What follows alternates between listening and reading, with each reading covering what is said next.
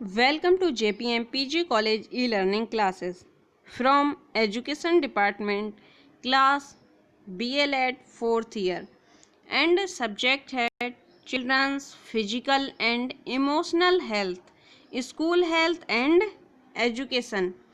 तो आपकी first unit से पहला ही टॉपिक है जिसका आज हम डिस्कशन करेंगे, meaning of health and well being. तो स्वास्थ्य और भलाई का अर्थ जानने से पहले सबसे पहले हम बात करेंगे स्वास्थ्य की। तो स्टूडेंट्स, बताया गया है कि स्वास्थ्य केवल बीमारी, चोट या दर्द से मुक्ति की स्थिति नहीं है। ये आपकी शारीरिक, सामाजिक, संवेदनात्मक, मानसिक और आध्यात्मिक सभी स्तरों पर आपके समग्र रूप से निरोग होने की स्थिति है। स्टूडेंट्स, कहने का मतलब ये है कि अगर आपकी कोई चोट लग गई, आपको कोई भी बीमारी हो गई, तब आपको कहा जाएगा कि ये व्यक्ति स्वस्थ नहीं है या इसका स्वास्थ्य खराब है।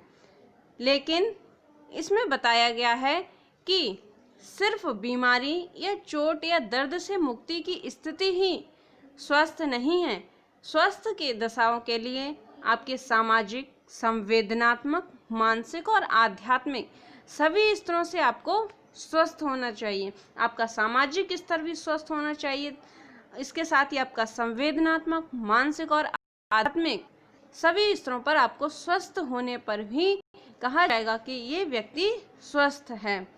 स्वास्थ्य को प्रभावित करने वाले कुछ कारक हैं, जैसे पर्यावरणीय, व्यावहारिक, सामाजिक, सांस्कृतिक, आर्थिक और राजनीतिक। और भी कुछ कारण हैं, जैसे गरीबी, मौसम के प्रति असावधानी या ज्ञान और सूचनाओं के अभाव के कारण। निम्न आय स्तर, मूलभूत सेवाओं या खराब पर्यावरण के ज्ञान का अभाव खराब स्वास्थ्य का एक मुख्य कारण है। बताया है कि रीजंस क्या हैं जिनसे व्यक्ति की जो हेल्थ होती है, इसका स्वास्थ्य होता है, वो खराब हो जाता है। तो इसमें बहुत सारे कारण बताए गए हैं, जैसे व्यवहारिक, सामाजिक, सांस्कृतिक, आर्थिक और इत्यादि। इनकी चर्चा स्टूडेंट्स हम नेक्स्ट टॉपिक में करेंगे, डीपली करेंगे। फिर है, अब जो आपका टॉपिक है उसकी बात करते हैं, स्वास्थ्य और कल्याण। तो बात करते हैं स्वास्थ्य क्या है। जैसे हमने ऊपर पढ़ा तो हमें इसका आंसर मिला कि स्वास्थ्य क्या है। अब समग्र स्वास्थ्य में क्या क्या शामिल है ये भी बताया गया था। लेकिन अब ज़्यादातर लोगों से स्वास्थ्य के बारे में पूछा जाता है तो उनकी सामान्य प्रतिक्रिया क्या होती है। अगर नॉर्मली किसी से पूछ लेंगे स्वास्थ्य क्या है, तो वो कहेगा अगर कोई भी बीमारी या कोई चोट नहीं है तो स्वस्थ हैं। लेकिन मनोवैज्ञानिक तौर पर शारीरिक स्वास्थ्य हमारे समग्र स्वास्थ्य का एक पहलू है। ये बीमारी या चोट से मुक्त होने की अवस्था तो है ही, साथ में शारीरिक स्वास्थ्य की समझ के लिए शारीरिक विकास, शारीरिक योग्यता, स्वस्थ और स्वच्छ भोजन की आदतों आदि के बारे में जागरूकता की आवश्यकता है। तो ऊपर इसके कुछ रीजंस बताए गए थे जो स्वास्थ्य में बाधा पहुंचाते हैं। तो नीचे स्लाइड में बताया गया है कि इन रीजंस को दूर करके अगर हमें भोजन आदि की जागरूकता है कि या फिर स्वच्छता के बारे में, शारीरिक योग्यता के बारे में जागरूकता है, तो हमारा स्वास्थ्य जो है वो ठीक रह सकता है। फिर बताया कि सामाजिक स्वास्थ्य में दूसरों के साथ और पर्यावरण के साथ तालमेल करने, समूह में काम करने और व्यक्तिगत संबंधों की संतुष्टि की क्षमता शामिल है। ऊपर स्लाइड में बताया गया था कि सामाजिक स्वास्थ्य भी स्वास्थ्य में शामिल है। तो ये बता रहे हैं कि सामाजिक स्वास्थ्य में क्या होता है कि हमें अपने एनवायरनमेंट में जिसमें हम रह रहे हैं उसके साथ एडजस्टमेंट करना होता है। तो हमने उस पर्यावरण के साथ जहाँ हमें रहना है उसके साथ अगर एडजस्टमेंट कर लिया, अनुकूलन बिठा लिया, तो कहा जाएगा कि हाँ, वो व्यक्ति सामाजिक तौर पर स्वस्थ हैं।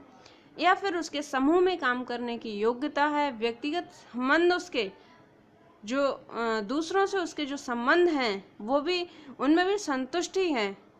तो ये एक अच्छे सामाजिक स्वास्थ्य के परिलक्षक हैं। स्टूडेंट्स, हम बात करते हैं भावनात्मक स्वास्थ्य को लेकर। कहा गया है कि भावनात्मक स्वास्थ्य को तब स्थिर कहा जाता है जब व्यक्ति आरामदायक महसूस करने के लिए भावनाओं को नियंत्रित और प्रतिबंधित कर सकता है। लोग भावनात्मक रूप से स्वस्थ हैं यदि वे अपनी भावनाओं को सफलतापूर्वक व्यक्त करने में सक्षम है।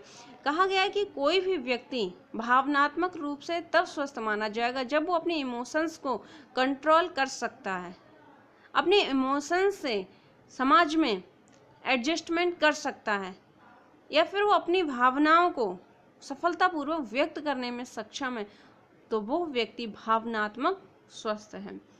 मानसिक स्वास्थ्य और कल्याण के विषय में कहा गया है कि कल्याण की वह स्थिति है जिसमें व्यक्ति अपनी क्षमताओं का एहसास करता है, जीवन के सामान्य तनावों का सामना कर सकता है, लाभदायक रूप से काम कर सकता है तथा अपने समुदाय में योगदान करने में सक्षम है।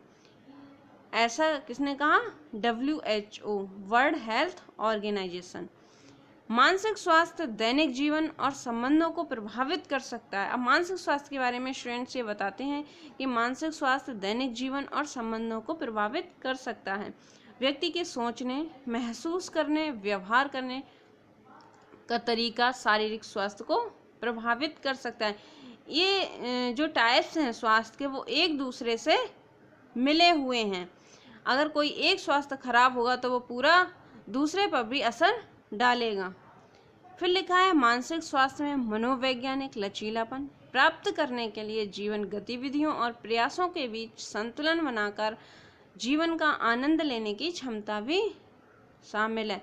जब भावात्मक रूप से, मनोवैज्ञानिक रूप से या मानसिक रूप से व्यक्ति स्वस्थ है तो वो अपने जीवन को संतुलित बनाए रखेगा और आनंद की जो क्षमता है वो भी उसमें शामिल होगी। वो आनंद ले सकेगा सभी परिस्थितियों का।